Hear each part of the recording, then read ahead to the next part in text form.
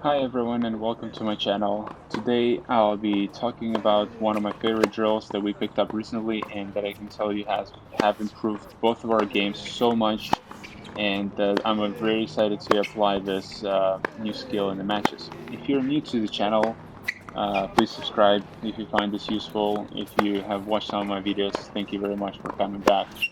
So here is just a simple warm-up rally that turned out to be pretty long and that I decided to leave out here.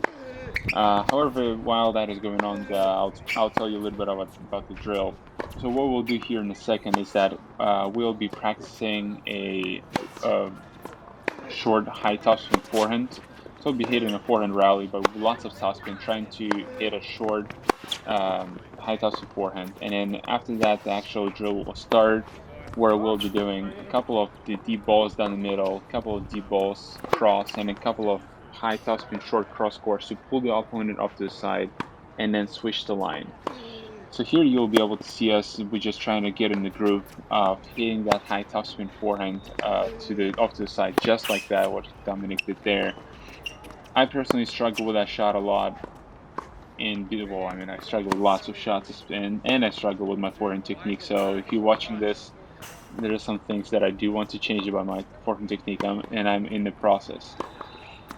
So here is just hitting that high topspin. Obviously not too successful yet, but I just wanted to leave some of these in just to show you that we are making some of the dumb mistakes as well. Okay. And speaking of my forehand, I'm actually pretty happy with the majority of it, especially the footwork and the movement. I like where my racket ends up on the swing, but I don't necessarily like the way I take it out there. So if you're watching this for the technique, that my elbow is just looks very stiff from here, but here I'm focusing a lot on keeping my racket head up above my shoulder level or around the shoulder level, because I used to be just have a horrible forehand swing. So this is a little bit better than what I used to have. Okay, here's a rally where we're trying to find that shot. We're trying to have our right wrist relaxed, and being able to by having the right wrist relaxed, you'll be able to generate way more topspin and hopefully hit the shot that we are trying to do here.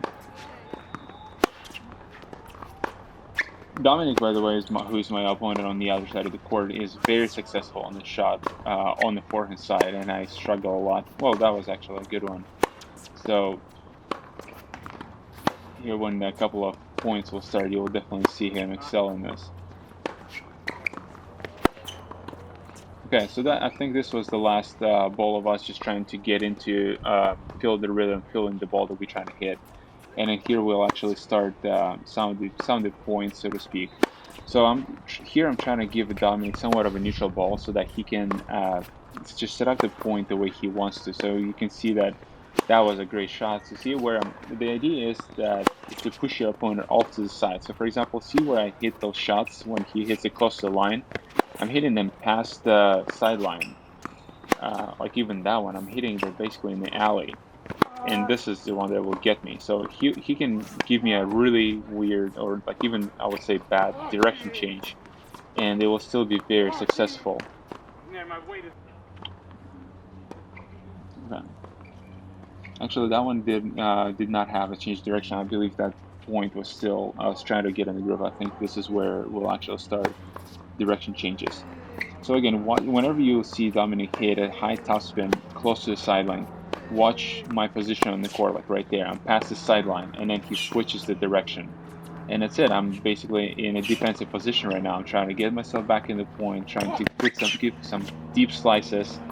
Uh, However, that shot just kills me. I should have cut the angle now when I was running parallel to the baseline, where on those kind of shots, you should be cutting the angle of the ball, meeting the ball a little bit earlier. Here's another one of the good points. Actually, he did these, I believe, 3 in a row. Again, that shot is amazing. Switch the line. I'm out of position. Come to the net. It cannot be more perfect than that. These 2 points were back to back. I was pretty dead after those 2 points. But if you're able to excel in this kind of shot, you'll be able to win so many points and so many matches just by using this as like your default strategy when you go to the point. And again, here's one more, where it's just I cannot even do anything about those shots. Like I'm trying to learn how to defend them, but it's pretty hard. Here's my turn to again do the similar thing that we just did. Here, when I switched the line that you just saw, I noticed that Dominic was um, really close to the slide, and he was just a little bit past the sideline, and I found that that was a very good opportunity for me to switch just like there. So again, as soon as I see when I'm playing that shot, I'm playing a high topspin forehand cross. As soon as I see my opponent being off to the court, ideally past the sideline or somewhere around the sideline, I'm using that as an opportunity or indication that now I can switch the direction. Here is just same thing, but on the backhand side. Here we are practicing that short forehand just to get into the groove. And we just sometimes going for a little bit too much maybe. But funny enough, I'm able to hit the shot on the backhand side a little bit better than I do on the forehand side. I am not sure what that is all about because I'm pretty sure 99% of the people will be exactly the opposite. But I'm really liking this type of shot on my backhand.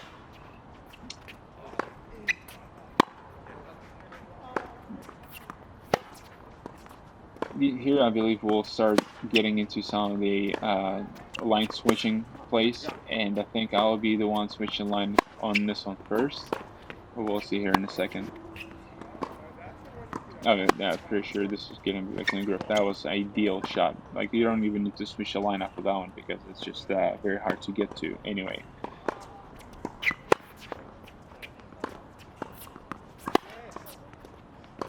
Also notice how when Dominic gives me high balls on my backhand, I try to take it on the rise before the ball goes above my shoulder level. Because once the ball passes your shoulder level, it's really hard to do something on the backhand side.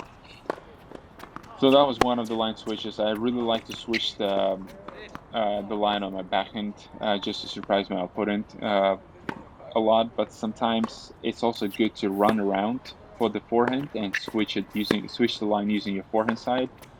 I do prefer backhand a lot, but here I believe I'll have a couple of shots where, like that was obviously unsuccessful. The reason why actually that was unsuccessful is because the ball has too much angle.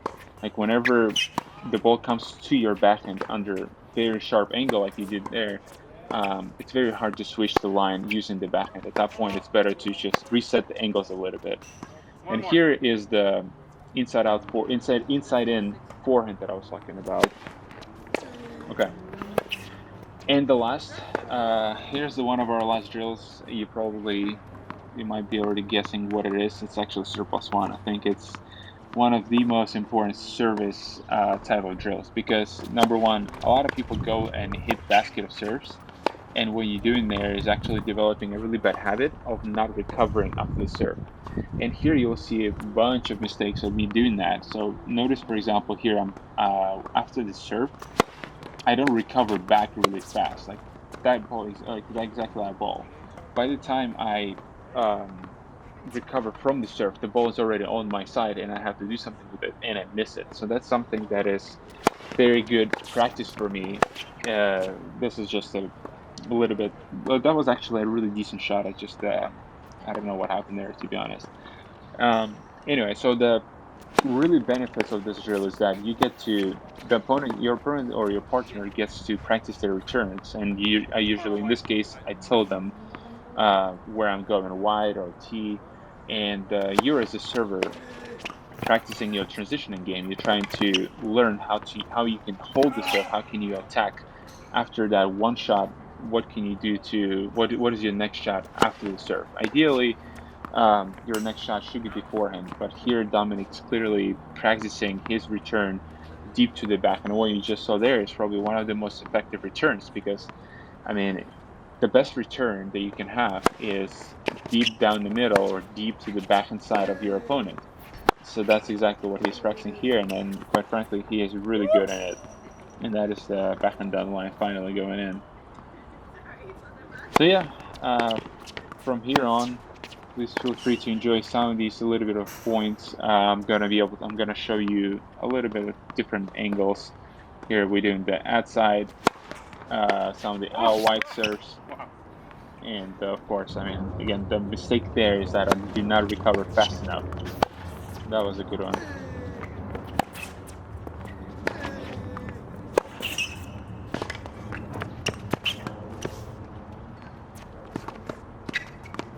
Yeah, here we just decided to practice one of my drop shots. Obviously, it didn't go very well. And to finish it up, do not forget about practicing second serves because you're only as good as your second serve. And actually, I was pretty proud of myself on this practice. I don't think I've missed a single second serve.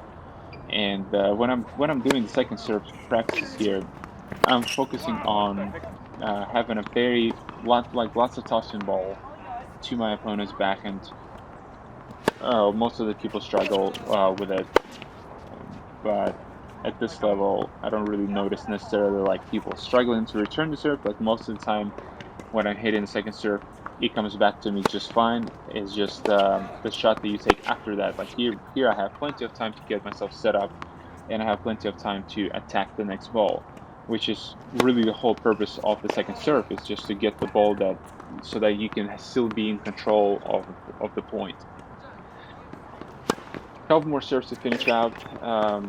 If you watched until here, thank you very much for listening to me rambling over here. I hope you find it useful. Please come back for more. Perfect backhand for doubles right there.